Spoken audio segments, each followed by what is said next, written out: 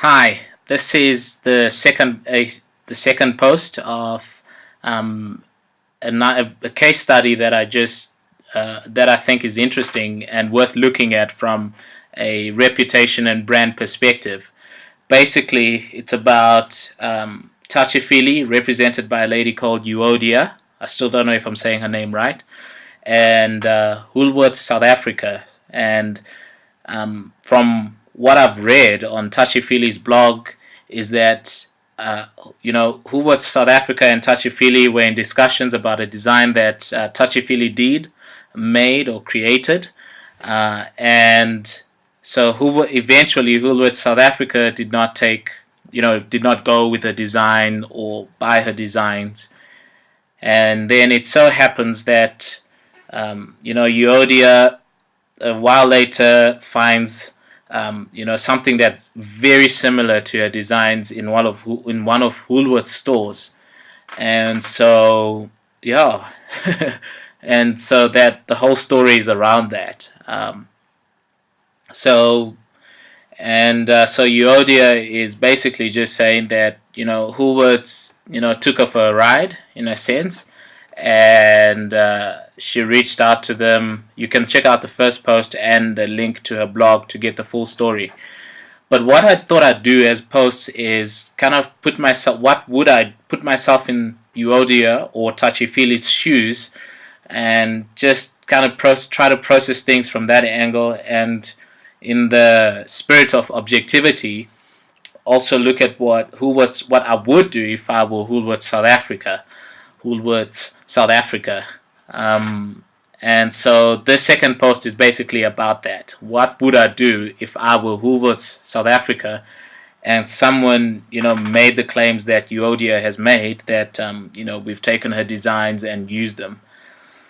Woolworths' initial response was that they had already signed off on the designs that the ones that Euodia is complaining about, that are already in the shops, that they made the designs of signed off on those designs in 2012, and they had but according to Euodia, they were having discussions this year, I think 2013, and so I do have a question. I think I should say it here, because if Woolworths had already signed off on the design in 2012, why were they asking for samples for something similar already? I mean, in 2013. So that's probably not really working to their advantage right now.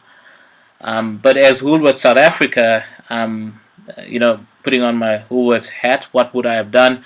As a brand, it's always important to protect your brand. Anybody that's not passionate about their reputation and their image in this era, it will not really go far as a brand or a business. So the first thing that I would do is I would hit back, because a lot is at stake. Your worth is not just what you have in terms of stock and assets and profits and all that. Your worth also largely depends on your reputation. So I would hit back as Woolworths. I would get back and say, hey, this is the story, this is what happened, and protect my brand. So what I would do as Woolworths South Africa is do what they have done. They've released a preliminary, what I would assume is a preliminary response to the whole thing. I'm trying to see. I need to remember and see if they actually did say that there is an investigation. As far as my memory serves me right, I'm not seeing anywhere where on that what I would assume is a preliminary statement. I'm not seeing where they're explicitly saying that they are doing an investigation, but I think it's safe to assume that they are. So And then the other thing that I would not have done as Woolworths is that looking at their Twitter feed, one of the things that they have said to people that have reached out to them via Twitter, they said, have you seen or read our side of the story? Pointing to what I think is a preliminary statement. I would not have done that, and the reason is by saying this is your side of the story, you're saying, this is our rendition, if I can put it that way, of events, and this is what happened. So when I go there, I'm not particularly seeing any responses to some of the things that Euodia says. They're not denying that they kept her samples. They're not denying that she submitted a hummingbird design. They're not saying that. All they're just saying is that we had signed off the hummingbird designs, and we had already commissioned them in 2012. So I think that's still fishy. And if I were Woolworths South Africa, I've just shot myself in the foot, by asking for designs that I've already commissioned. And I mean, the situation is proving that. So I would not have gone on to say that it is, that's our side of the story, and that's where it ends. The next thing I would do is obviously launch an investigation and just try to get to the bottom of things. And if it turns out that Euodia's or Touchee Feelee's account of events is true, I would own that. I think it's more damaging to your reputation to deny the truth, and a lie would take you down. I think the best thing that any brand must do and should do when they've done wrong or they're found in the wrong is to accept that they were wrong. It doesn't get any simpler than that. And then, engage with Euodia and see what would be a way to settle their wrong. What would it take to make right what they've done wrong? So if I were Woolworths, and I was wrong. If I were right, then I would get a little more aggressive and demand some sort of redress from Touchee Feelee's side. And for their sake, I hope that they haven't. That their account of events has been accurate and everything has been truthful. So